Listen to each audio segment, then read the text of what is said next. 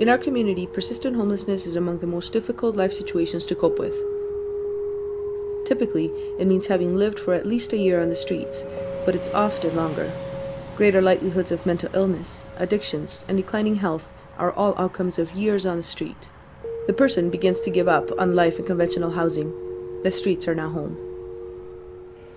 Persistent homelessness also means a deep level of disconnection from service, often because of the complexity of those services or because of the way they feel treated by businesses, landlords, or social services.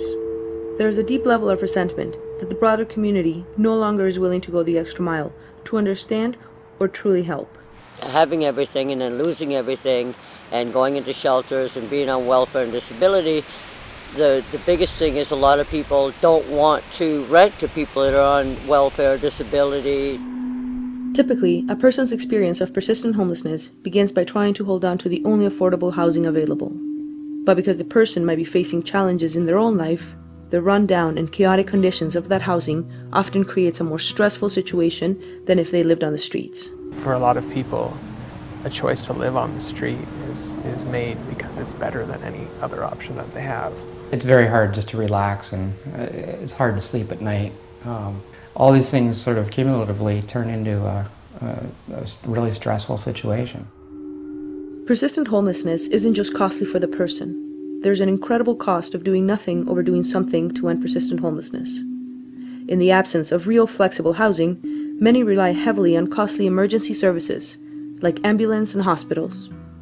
A local study found that it's 10 times more expensive to leave these men and women in a homeless situation than it is to create safe, stable housing. Well, most of them don't have any primary health care contact that they can use, so ambulance has typically been the final level of the social safety net. If they don't have a family doctor, if they don't have anyone else to call, it's easy just to call 911.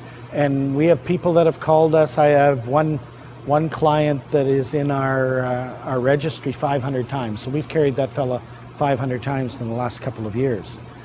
And we found that if those people have a contact number to call, somebody that's dealing with them on a regular basis, they will call that person instead of calling us. And that's really what we need. We need somebody that'll be able to assess that person's needs, decide whether they do need an ambulance or they can be driven to the emergency department, or it's something else. They just need somebody to talk to and get them through, a time when they just need some help. We found that cuts down our call volume dramatically. So we needed a different approach. Step Home is an umbrella of 7 programs at 8 sites, working together to end the cycle of persistent homelessness in our region.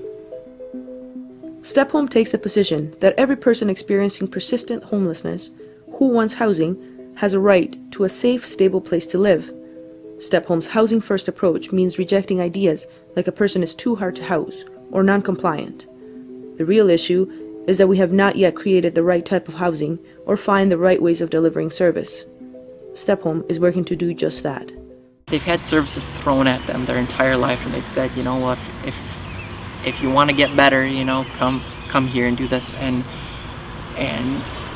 it's amazing the difference when we kind of change our approach and we say, hey, we care about your life. What do you see as where you want to go, and if that's where you want to go, then how can we walk alongside you in that? For someone who's persistently homeless, barriers to housing like addiction and physical and mental illness are best addressed once a person has a safe, stable home.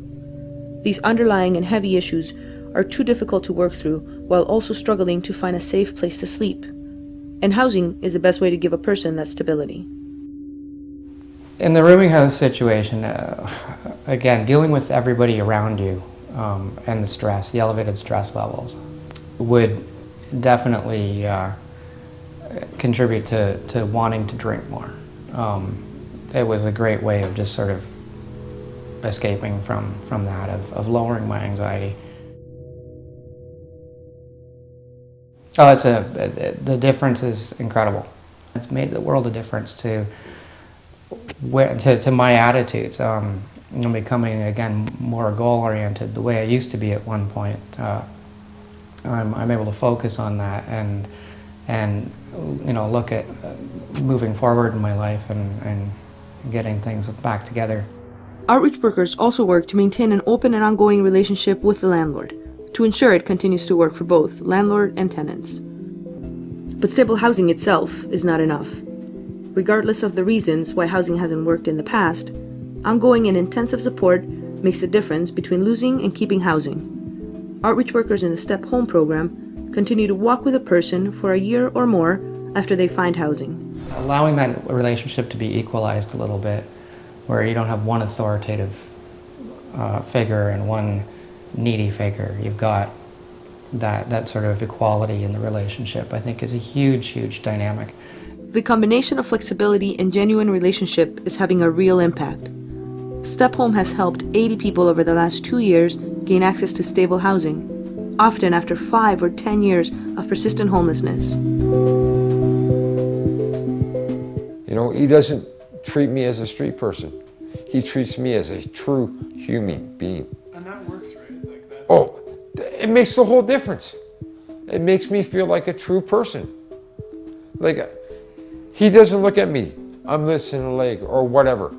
He looks at me as a human being, period. The work that Step Home is doing continues to evolve. As a person regains stability in their life, it's natural that they begin to explore and expand out into other areas of our community. Re-establishing contact with family, creating community groups, or beginning to look for work again are all examples of where the person is directing this program. Are now talking about, now that people are gaining some stabilization in their life and are sensing that there is some support, that the community does care about them. The problem is now is how do a person then move into the community in a more integrated manner. So we're calling that community integration. And that is a real a difficult place to go, because that now demands not that we provide services and support to people, but that the community now opens itself up to accepting and welcoming people. And my hope is that this program is helping to allow people to understand that people are just people, regardless of their problems or the depth of the issues or the severity of some of the behaviors that might be exhibited, that underneath that lies a person who's saying, who cares about me? And that's a universal human cry. Our call is to say, how will you accept all of us and celebrate what that humanness is in all of us?